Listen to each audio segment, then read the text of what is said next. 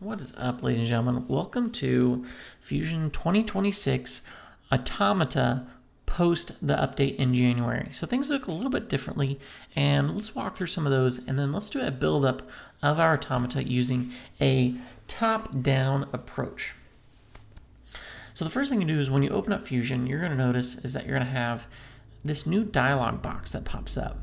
And this is to hint at direction of what is your design intent. And since we are doing a top-down, we're going to use hybrid design. Part and assemblies would be something more for a bit of bottom-up or even a middle-out situation.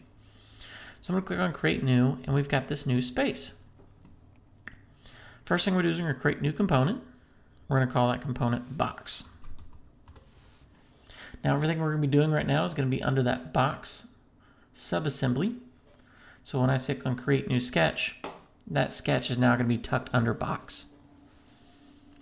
From here, we're ready to create some of our geometry. So I'm going to go to Center Rectangle and draw a 4.5 by 5 inch box. Looks good so far. We're solid black, so it means they're fully dimensioned, fully constrained. And now we're going to create an offset here of negative 0.25. From here, we're going to finish up our geometry for our top and the bottom of our box. There we go. We could draw some lines. We could use the extend tool, which is pretty cool. All right, and everything looks pretty good. One thing I did forget to mention is all the geometry I'm referencing is going to be based off a drawing file that you will find in the comment of this video or down in the description. So if you see me referencing a page off file, that's what I'm looking at. So from here, we're going to hit Finish Sketch, and we're going to hit E for Extrude. We're going to take that top piece. You know what? Let's do our bottom piece first. I'm going to do -4 because I want it to come out to the left. I'm going to create that as a new component. Now, you'll notice that under Box, we have Component 2, which we can rename to Bottom. But we also have our sketch in here, and that's our sketch we're going to reference several times. So it's not usually hide up here, it's actually tucked under Box. So I'm going to hit E for Extrude, do a couple more times for new components. Looks great, E for Extrude, -4, new component. Click on that back, negative 0.25, new component. And our right wall, -4. And that's going to also be a new component. So now we've got tucked under here, you'll see we've got bottom. Let's go and name things as we get there. So this is going to be top. This is going to be left. We got back. You can do a slow double click. Back wall. And then we have right. Looking good so far. One thing we're going to notice is that our first component that we produce is going to be automatically grounded, which is great. That's what we want it to be. We want this bottom piece to not move. However, my side walls can move, and we don't like that. So I'm going to hit Revert Position, so we don't save that. Make my sketch inactive because I'm done with it for now. And then we can do what's called a rigid group, meaning these things are going to be rigid with each other, kind of like glued in space. And this is the real benefit of top-down, is that since we're designing things in the space that they're in, we can just do joints really quickly.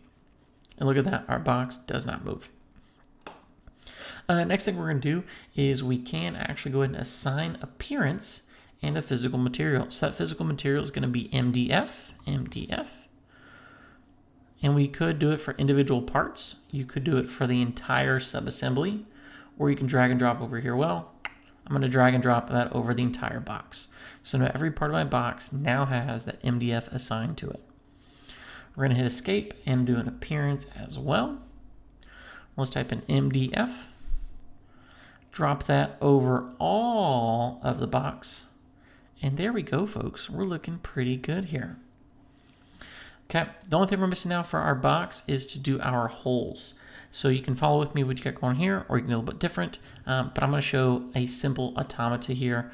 And so we're only going to do 2 holes on top and then 2 holes on our sides. I'm going to go and create a sketch on this right side plane.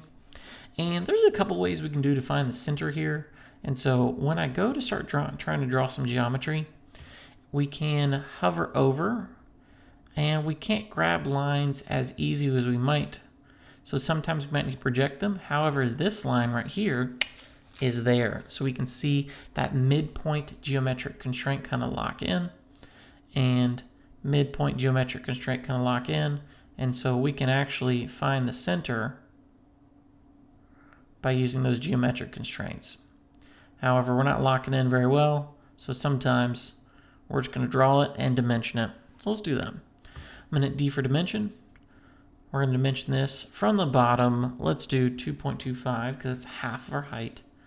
And then from the side wall, let's then do 2 inches.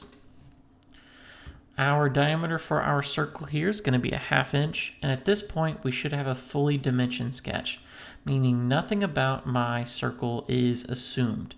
Everything is well defined. We're going to hit E for extrude. And we're going to go ahead and just cut this all the way through. Now, if we're going to do this well, let's say, well, what happens if I would change the width of my box? I want that cut to kind of follow with it. So we're going to do a distance to object, and that distance is going to be to that outside face. So that way, if I were to go back and actually change my width, that whole cut would be to the width of the box. Kind of some smart design. The only thing we're missing now is going to be some sketches on top for our axles, for our follow rods to slide through. And so we're going to do the same thing. We're going to find that midpoint of a line, and I'm actually going to draw a construction line that's going to go over top of that. So we just drew a line, and we can right click and we can do normal construction or the letter X.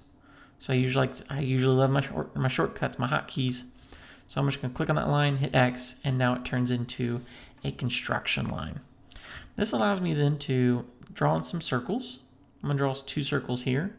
Notice those are still construction lines, so I'm going to turn those back into normal lines. Looks great.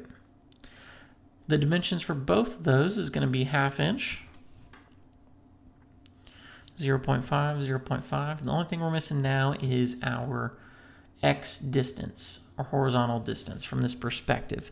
And for that first one, I'm going to do my best to stick with what I've got here on my drawing file. So let's go ahead and dimension this to be 1.25. And then the distance between these 2 circles we're going to do is 2.5. Just stick with my drawing file as close as I can. That way I'm not deviating too much off script for you guys. We're going to E for extrude. We're going to go ahead and cut both of those through. And that's going to be a cut. And to object, we're going to do the inside of our top. That way, if we wanted to change the thickness of our top, or for whatever reason our top is becoming a different size or thickness, it would automatically adjust. I think it's wicked cool. All right. Well, guys, here we go. We are at our stopping point for our first day in our Automata series of our top-down modeling. Just as a quick check to make sure we're all in the same boat before we move on to part 2, is we should have one component called box, one with a sub-assembly. So this box is acting as a sub-assembly with 5 components inside of it. The bottom is ground, and none of our pieces can move because they're rigid.